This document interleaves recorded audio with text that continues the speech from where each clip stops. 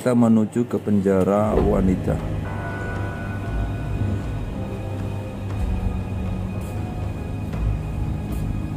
Tempatnya berair guys, berair sampai nyudut sana. Lorong gelap, berair gelap, cuman 9 meter. Coba bisa dibayangkan penjara ini, tingginya cuman 1 meter.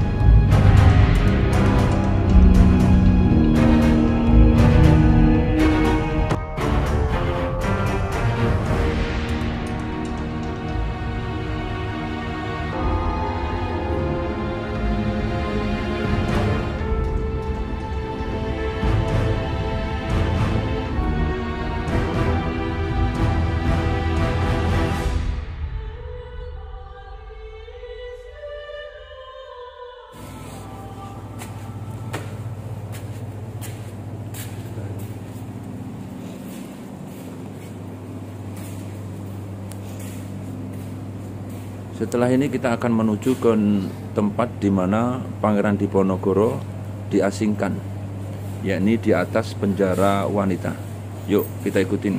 Ini kalau sekarang kita ke kamarnya Pangeran Diponegoro. Dulu jadi Pangeran Diponegoro itu pernah diasingkan oleh Belanda di tempat di sini. Ya. Nah, tapi sebelum kita ke atas, kita ganti sendal kita dengan sendal yang sudah disiapkan. Oke, yuk.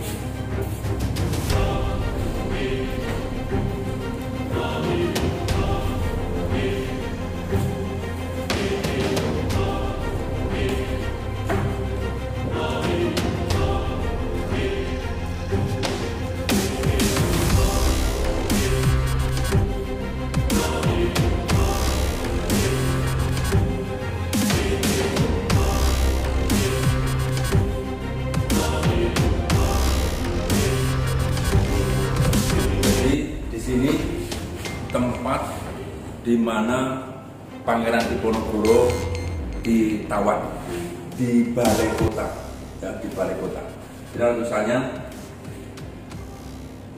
antara 8 April hingga 3 Mei 1830, kamar tersebut merupakan kamar pribadi Kepala Bui Kota Batavia yang wajib dikosongkan jika seorang tahanan politik berstatus tinggi seperti Pangeran Diponegoro ditahan dan ditempatkan di sana. Di bawah kamar ini adalah penjara wanita yang tadi kita lihat tadi guys, ya, penjara wanita.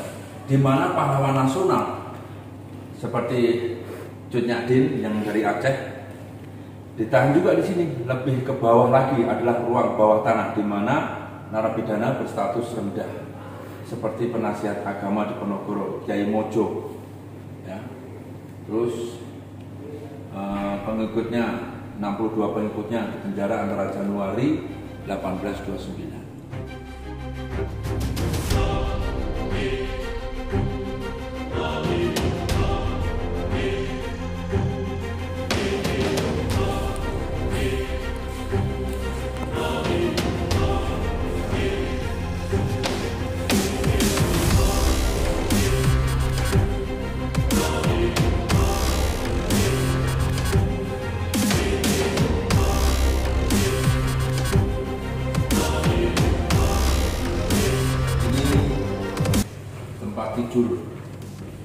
Tempat tidurnya Pangeran Diponegoro. Ya. Ini tempat tidurnya Pangeran Diponegoro.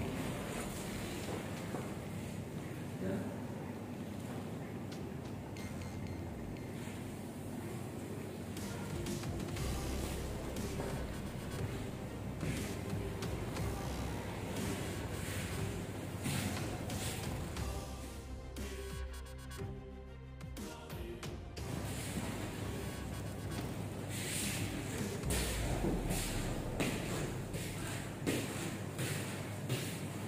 Jadi kalau lihat dari sini guys, bisa melihat posisi luar guys.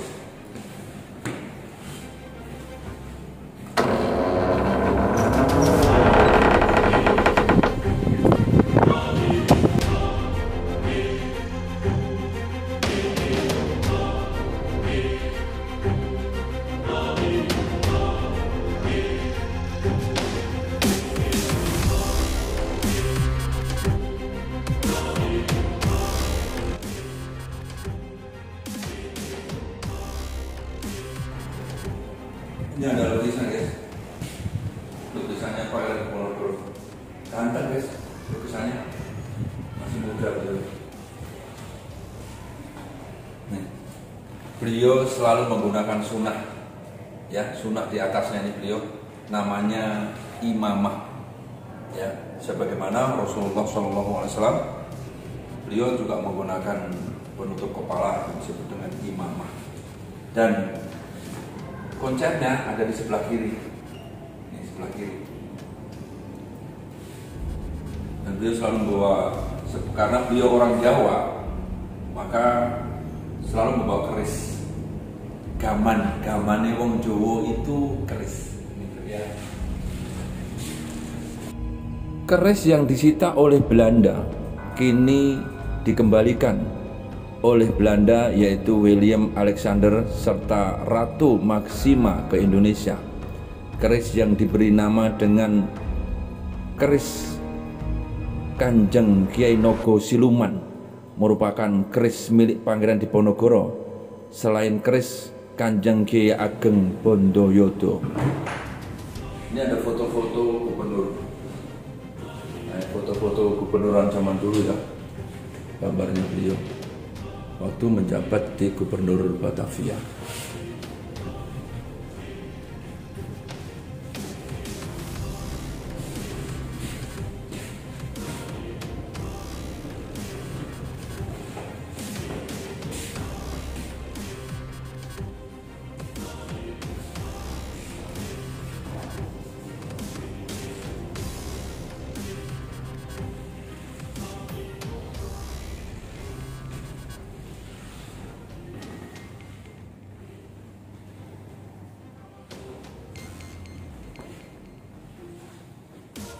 Ini ada renungan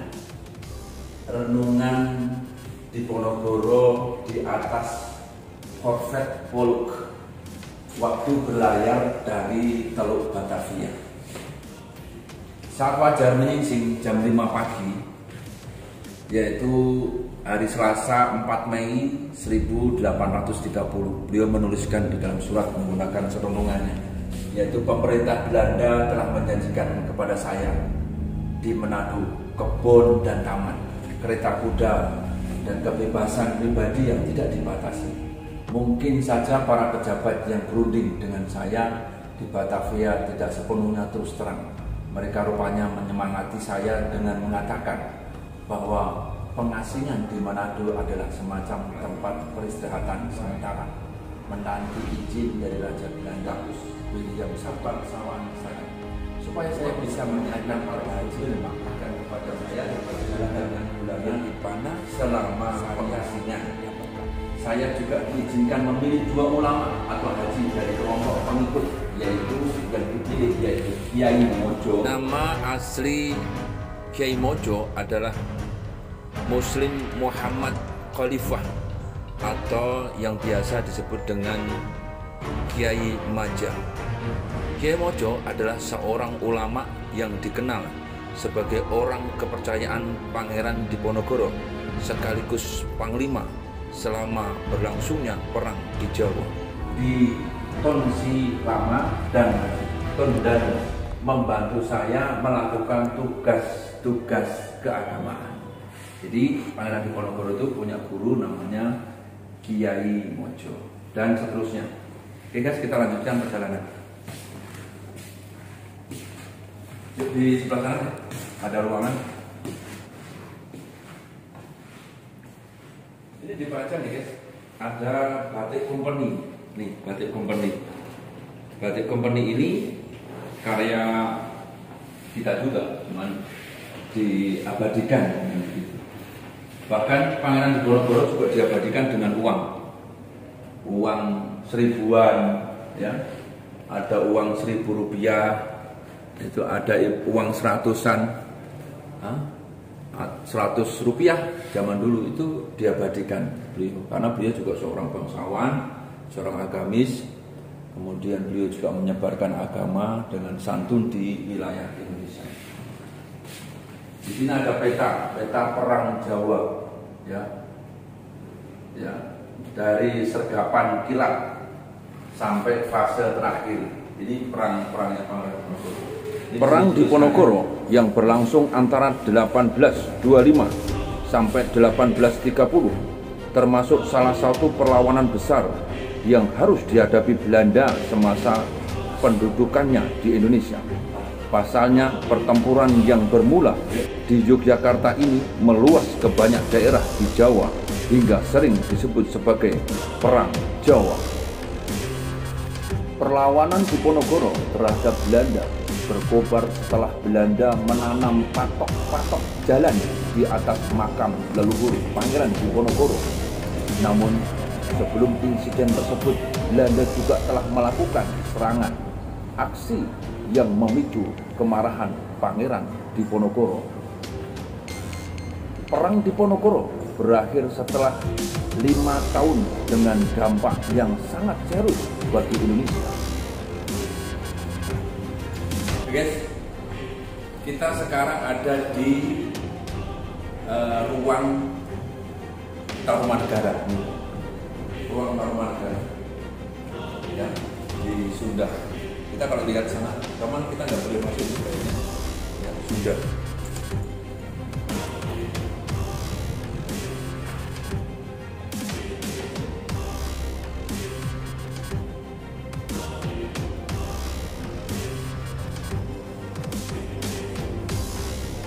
Nah, guys, kalau kita lihat di sini, situasinya nih kayak gini, sebagaimana yang pernah kita kunjungin, yaitu di Museum Gajah. Tapi di sini hanya sedikit saja, termasuk kayak ini. Ini Museum Gajah juga ada, tapi lebih besar. Ya. Ini ruang Tarumanegara. Dan prasasti Tugu, ya, prasasti Tugu ini kalau kita lihat sama ya.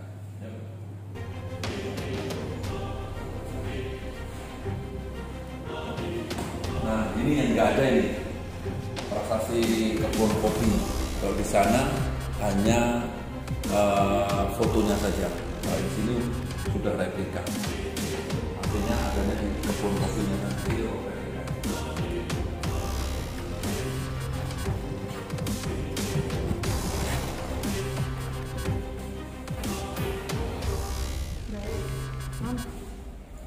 Sama ini guys, sama kayak di mana di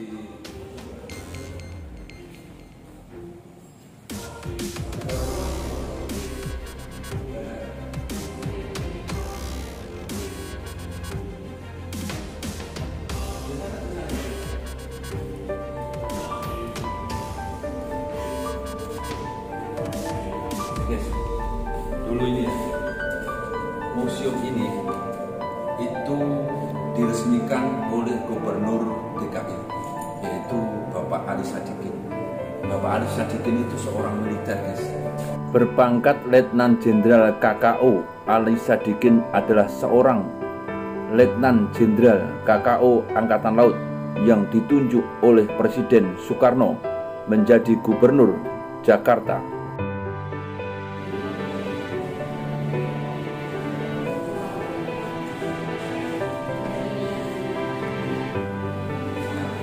Kita sekarang ada di ruang Sultan Agung. Kita lihat pertama, ini adalah mimbar khotbah Jumat. Mimbar khotbah Jumat. Nah, ini adanya di Kampung Baru. Ya, ini mimbar di masjid di Kampung Baru, Bandengan. Ya. Nah, ini adalah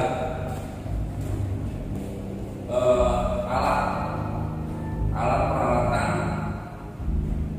tombak dan yang digunakan saat melakukan peperangan Sultan di melawan VOC.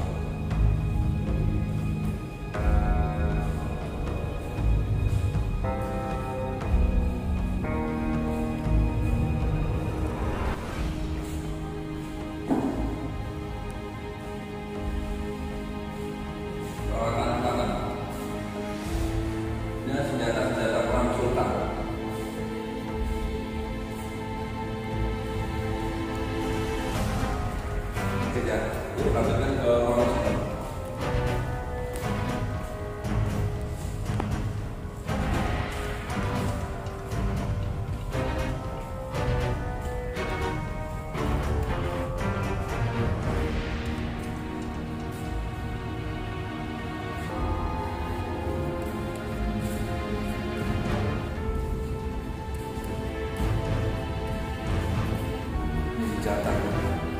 senjata yang dipakai oleh Belanda ya, udah nggak berfungsi nih guys. Senjata kuno.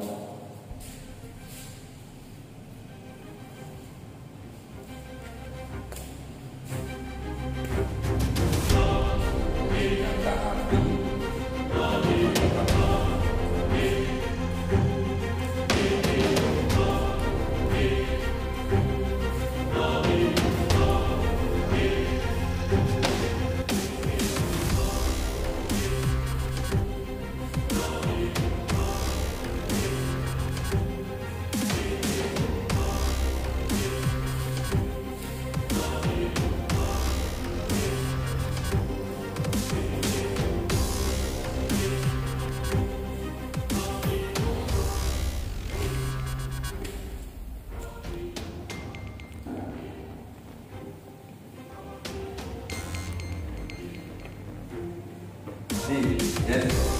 Ini adalah meriam Cirebon.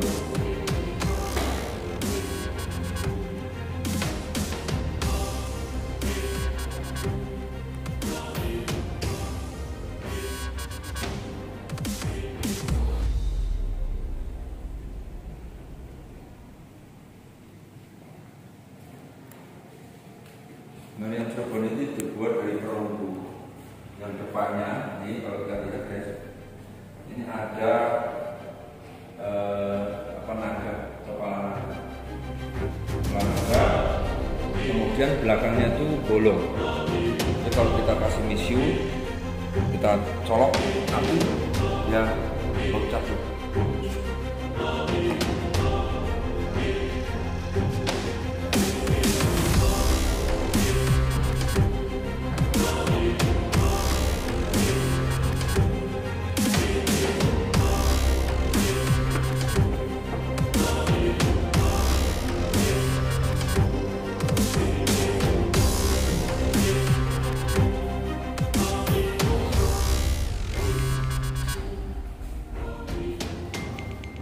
Ini adalah miniatur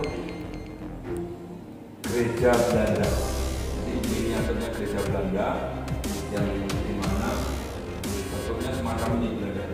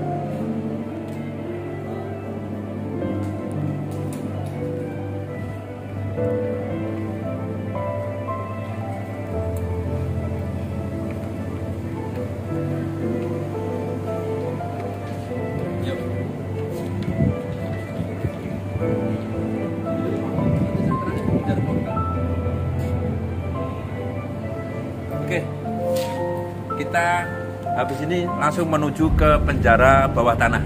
Ya, belok kiri ini lihat, ada penjara bawah tanah khusus laki-laki. Lihat.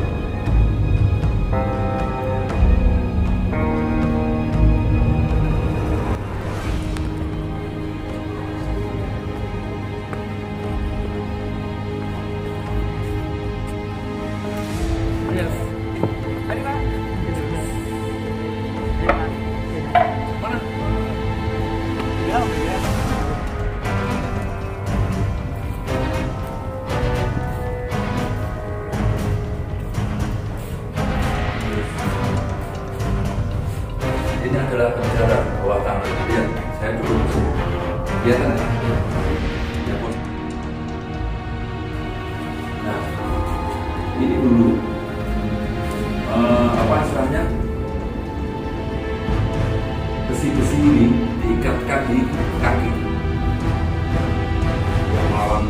yang melawan perintahnya Belanda, itu diikat kaki kanan kiri. Bahkan kalau dia tahanan politik, dia maka diikat dengan bola-bola yang besar. Yang sekarang bola-bola besarnya ditaruh di pinggir-pinggir itu. Kalau bola besar seksi itu buat ngikat di kakinya di sini.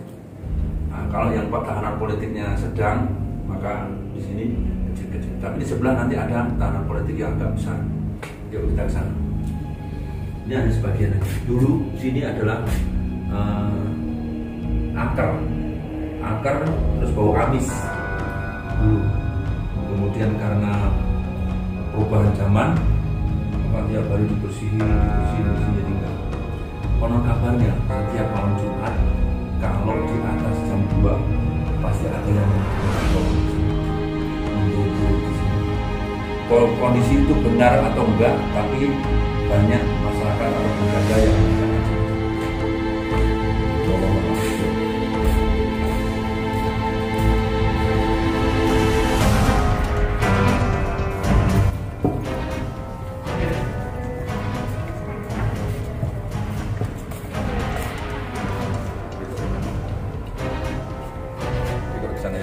namanya penjaranya begini, berlapis ya, berlapis satu.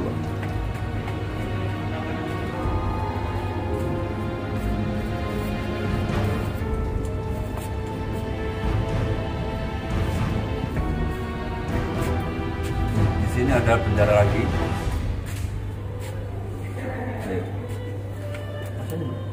Aman. Enggak apa-apa, ada saya ini. Ada masnya kan suaminya? Bukan, teman. Nah, sini guys. Sempit, kita lihat nih. Posisi saya aja segini. Nah, udah enggak nyaman posisinya. Tapi perlu diketahui nih. Ini adalah penjara yang favorit. Yang bagi politik yang agak keras dikit. Nih, kalau kita mulai peka dengan penciuman kita, ini mulai nih, baunya udah beda, Kelihatan nggak? Kalau nggak kelihatan, ada senter nggak? Senter HP. Nah, ini, ya, ini kalau kita lihat penciumannya beda dengan yang tadi, hawanya juga beda. Nih, hawanya juga beda, posisinya juga kita lihat tuh. Ya, bola-bola ini yang seperti yang saya katakan tadi untuk mengikat kaki para tawanan-tawanan Belanda. Ya, baunya udah nggak sedap nih. Yuk kita keluar yuk.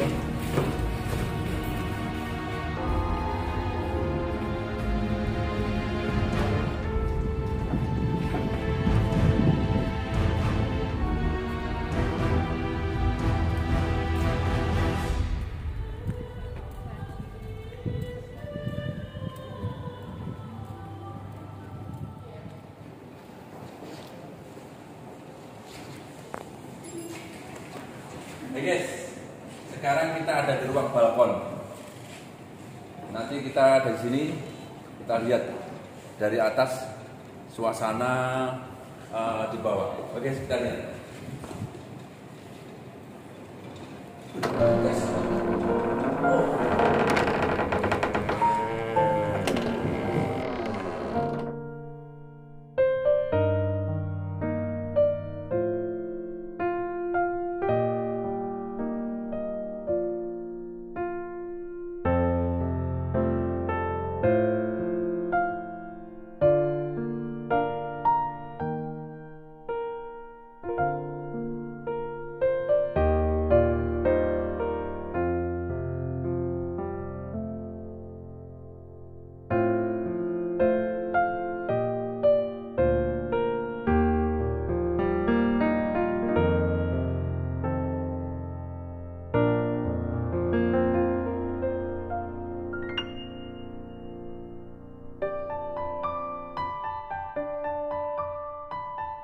Yuk kita lihat di dalam ruangan balkon ini isinya apa aja.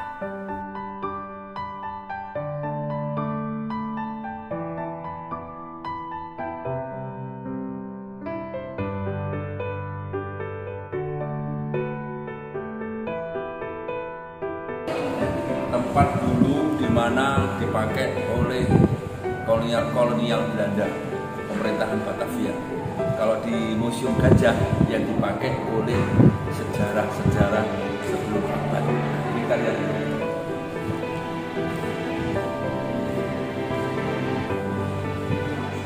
Ini yang kursi.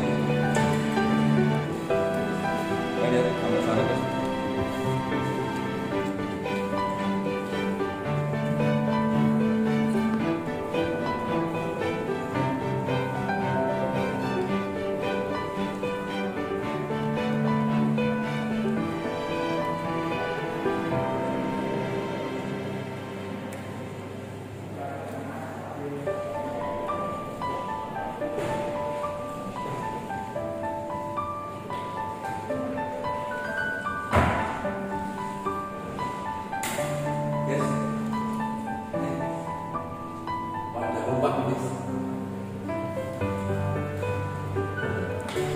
Kuncinya masih kunci yang gede. Kita lihat ini.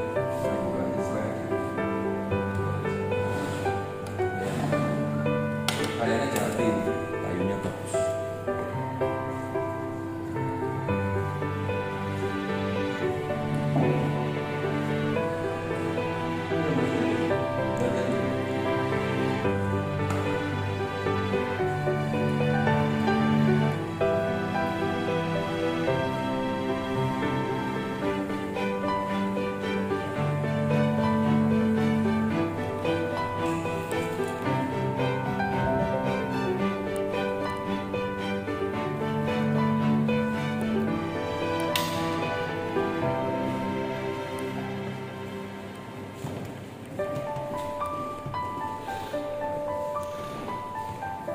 Itu kalau lihat sih,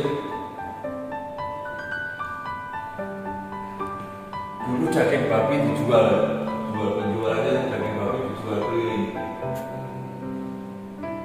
Ada aja guys.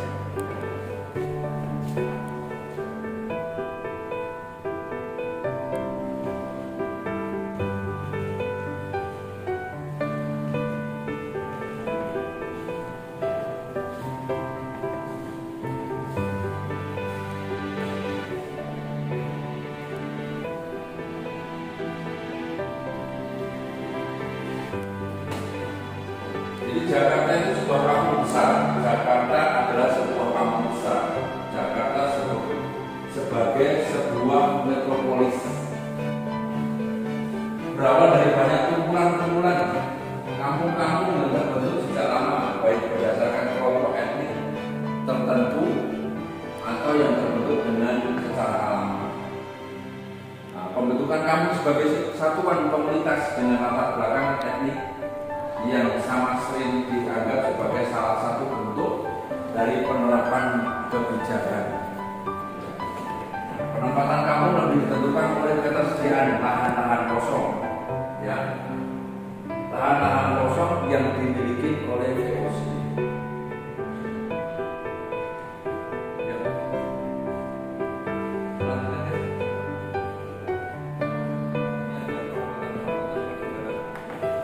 Mata uang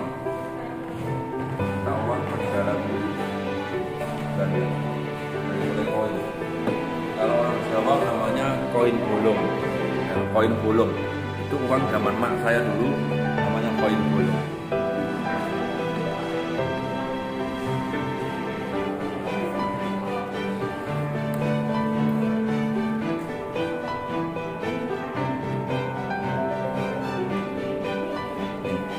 Jadi uang dulu itu ada tokoh pewayangan nih, ya, tokoh pewayangan.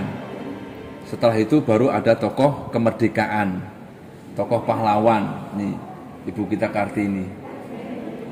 Karena dulu masih kebangsaan, jadi tokoh-tokoh pahlawan yang ditimbulkan. Setelah itu baru tokoh-tokoh pahlawan, ya, 5.000, 100.000. 1000 nih, 10.000, nolnya 4, 10.000.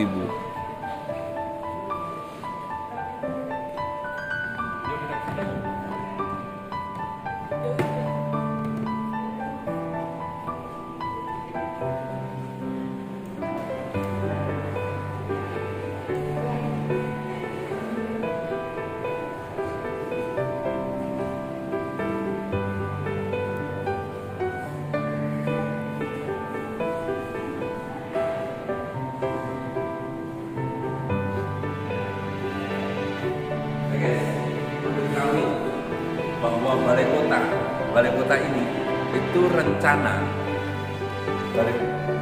Balai kota itu dulu rencana sama VOC itu mau dibikin sebagaimana balai kota yang ada di Amsterdam. Jadi duplikatnya itu semacam ini. Ya. Nah, contohnya semacam ini.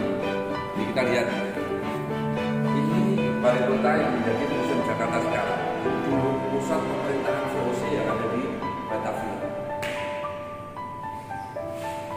Nah, dia akan menyamakan sebagaimana Amsterdam. Ini hampir sama kan, menyamakan semacam. Jadi situasinya, bentuknya itu hampir disamakan. Keinginan daripada Ratu Belanda itu dengan situasinya yang cocok dengan di sana.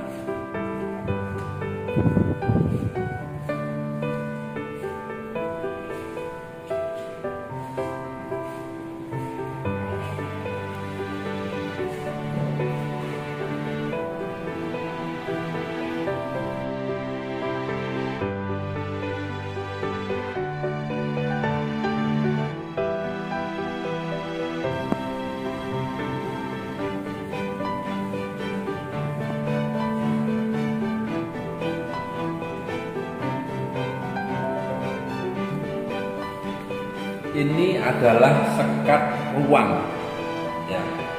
Sekat ruangan bergaya barok. Ini dulunya digunakan sebagai penghias pada ruangan sidang, ya. Ruangan sidang Hindia Belanda dulu sini.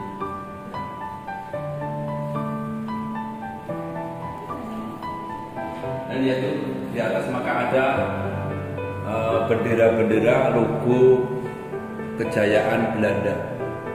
Karena memang ini ukiran ini untuk penyekat.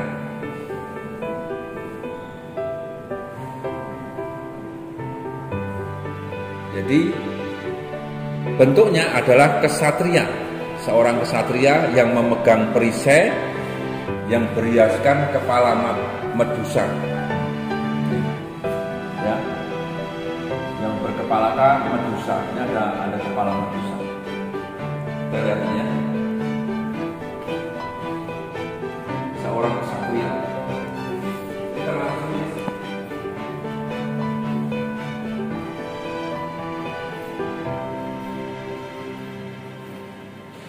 Ini adalah tempat peninggalan. Ini peninggalan saat Belanda yang dimana bergaya India, ya, bergaya India.